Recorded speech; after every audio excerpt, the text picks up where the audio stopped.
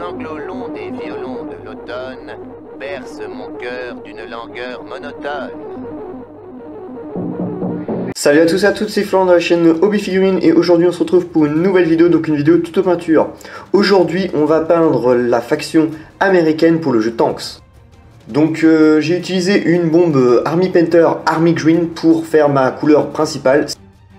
Si vous ne l'avez pas, vous pouvez faire une équivalence sur une sous-couche noire en Lorraine Forest. Donc ce Lorraine Forest, on va aussi l'utiliser pour combler les éventuels manques éventuels pendant la phase de sous-couchage. Donc vous pouvez recouvrir ces zones-là avec du Lorraine Forest.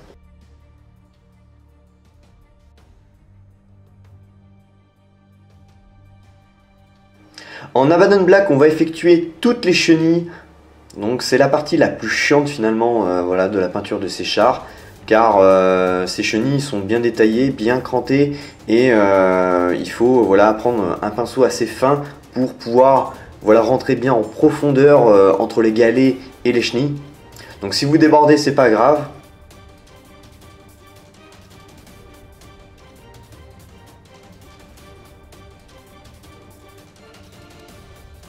Pareil, en Abaddon Black, on va effectuer une couche de base sur la mitrailleuse qui se trouve voilà, sur la tourelle.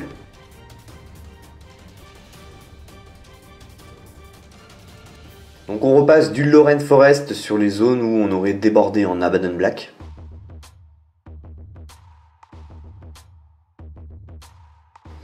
En Marfan Brown, je vais effectuer une couche de base sur toutes les zones en bois qui se trouvent voilà, sur le char, donc notamment les manches de pelle, de marteau ou voilà, de hache.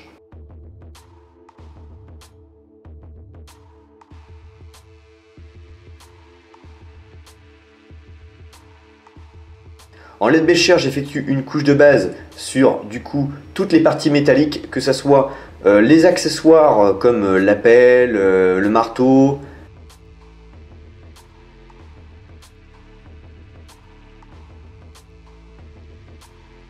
et le canon de la mitrailleuse qui se trouve sur la tourelle.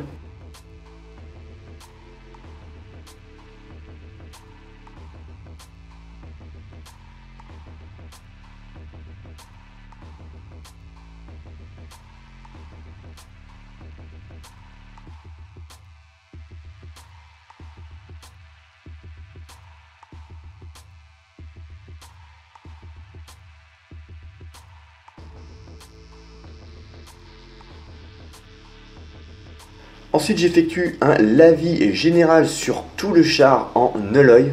Ça va m'assombrir justement ce vert et ça va me le rendre directement à la couleur souhaitée. Et en même temps, ça va permettre de faire ressortir les creux et les détails.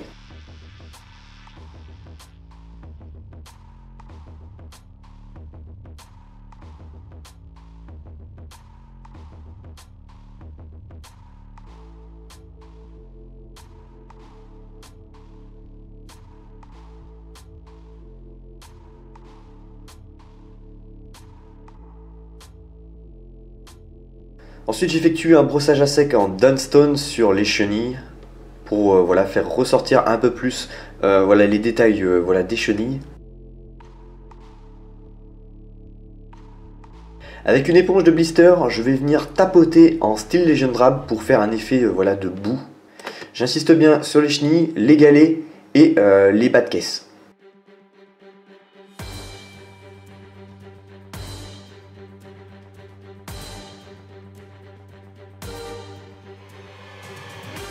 Donc là on voit déjà que l'aspect est très réaliste et se rapproche bien des chars de la Seconde Guerre mondiale.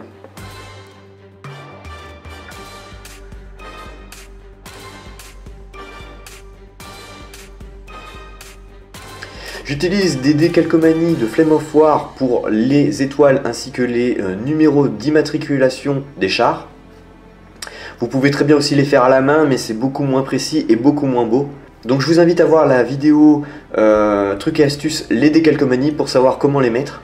Le lien est dans la description.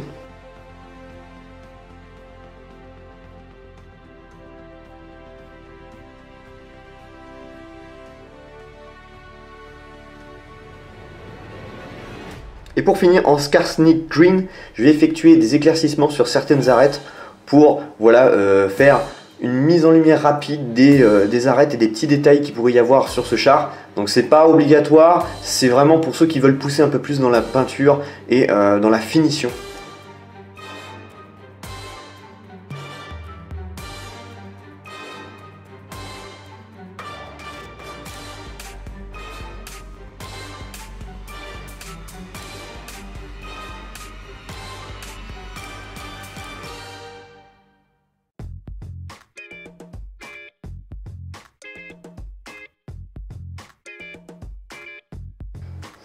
Et donc voilà, ce tutoriel est fini. Donc on a pu voir que la technique de peinture n'est pas très compliquée, n'est pas très complexe et vraiment abordable pour n'importe qui, avec un rendu propre et très réaliste. Et vous pourrez donc faire avec cette méthode à la chaîne tous vos pelotons de chars. Donc voilà, donc n'hésitez pas à liker, partager, commenter la vidéo, à vous abonner aux pages Facebook et YouTube, à lâcher si vous le voulez un petit pourboire sur Tipeee. Quant à moi, je vous retrouve pour de prochaines vidéos. Salut à tous et à toutes.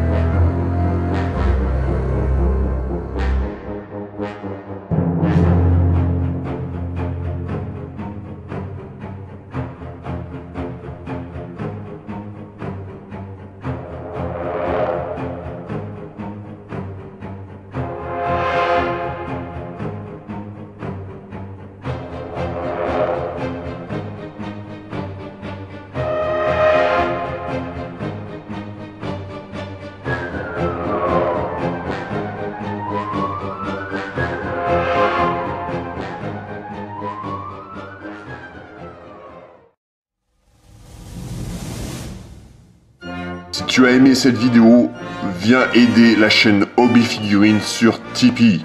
Oncle Sam a besoin de toi.